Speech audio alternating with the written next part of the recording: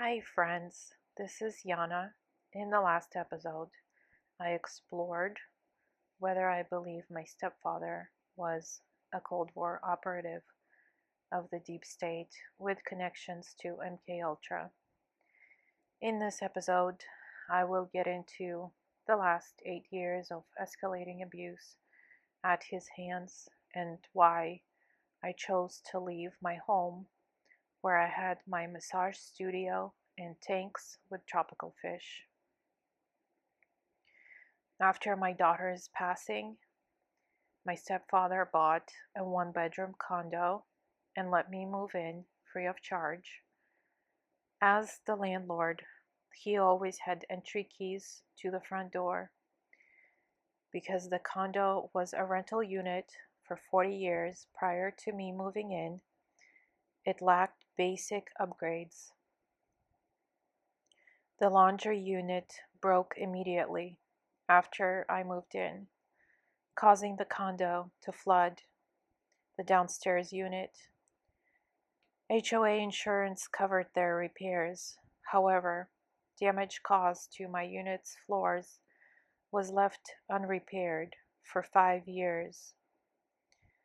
The black mold grew and spread, and cracks widened to more than 2 inches between the floor and the wall of the laundry room. In addition, the downstairs neighbor moved out and new owners moved in.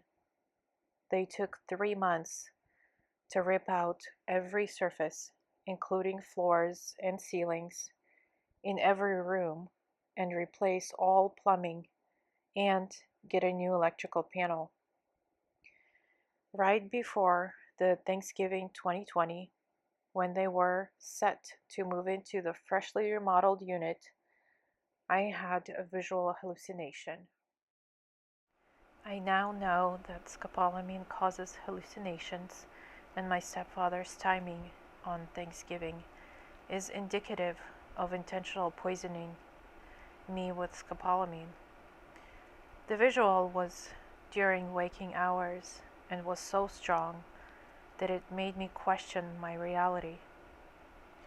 Now I can clearly reason that it was scopolamine poisoning causing me hallucinations. However, at the time, I was completely under its spell and my stepfather's brainwashing. Let me know in the comments if I should do a separate episode on different hallucinations caused by scopolamine. Unaware that he was writing complaints on my neighbors using my name, he convinced me to write to the city to complain about them not getting proper permits to do the remodeling work.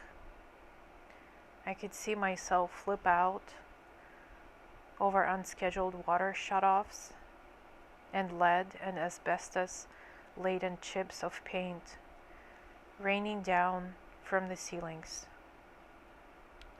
But now I understand that I was puppeted by my stepfather with the use of scopolamine to brainwash me while waging a smear campaign behind my back. There is no telling how many actual complaints he filed with the HOA and signed my name, the general tone being extremely petty in nature. I remember his apparent attempts to antagonize me over ridiculous matters with the neighbors for 5 years, while ignoring my requests that flood damage be repaired. I was an emotional wreck by the time repairs were finally made. I could not wait to have no mold on my carpets and a sealed off floor from the smells of my neighbor's kitchen downstairs.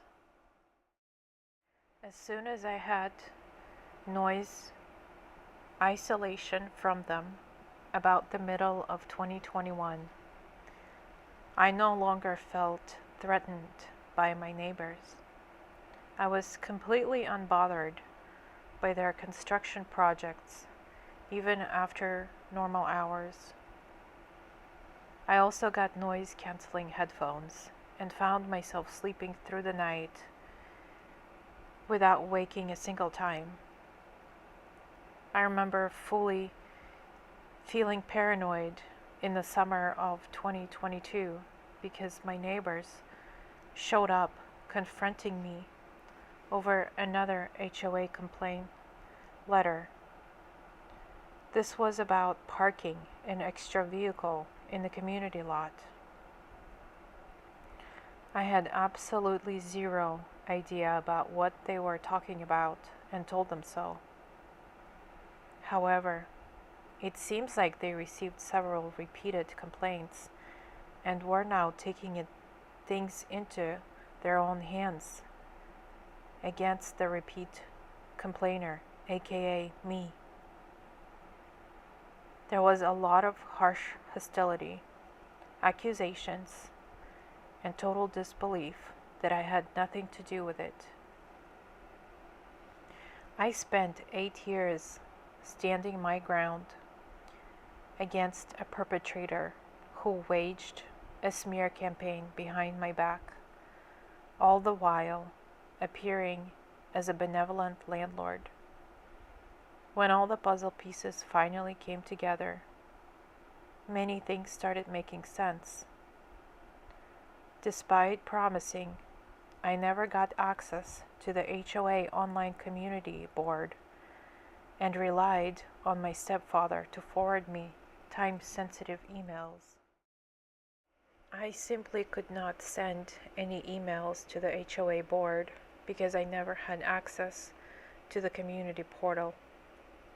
After I discovered my stepfather was drugging me with scopolamine to render me a clueless puppet in his sadistic abuse game he was playing, I made the decision to walk away.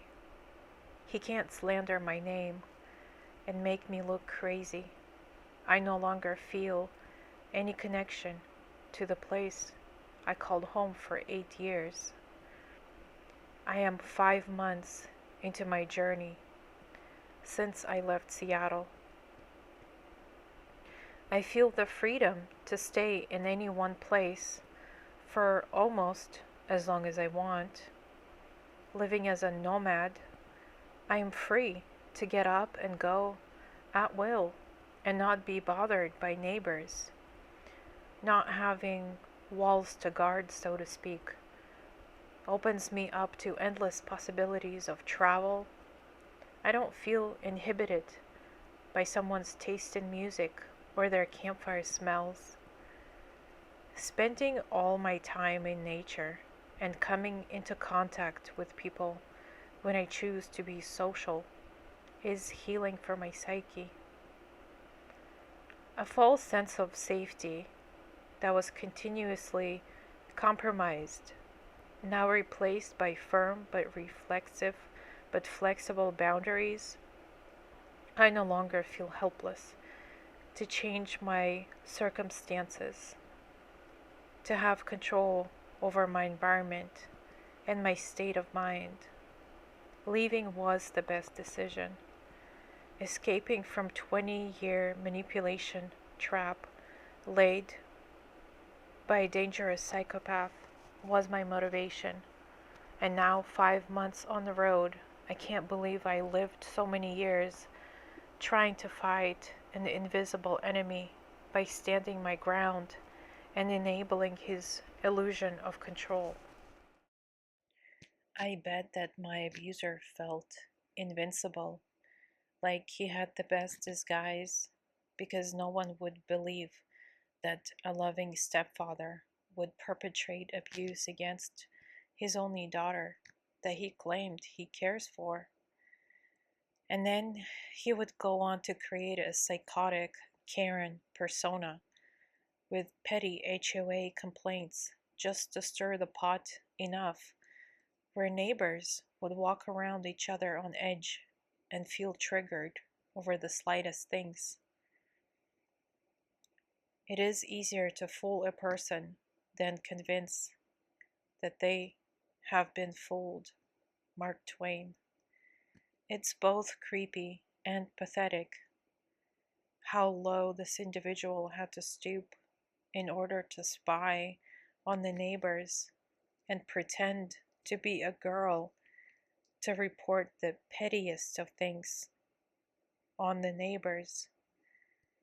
Having lost his primary object of abuse, me, he no longer has the quick and easy power trip button and has to deal with shame of being exposed as the Karen. It's very easy to feel happy again. I catch myself smiling at the butterflies and adorable chipmunks stealing crackers from my camp. I watch my cat blossom, invigorated by natural stimulation. My love for outdoors is saving my damaged psyche. Sometimes I wake up silent screaming, or catch myself literally peeing myself in the middle of the night, reliving the nightmares of my past. I know the demons of my past will stay in my past.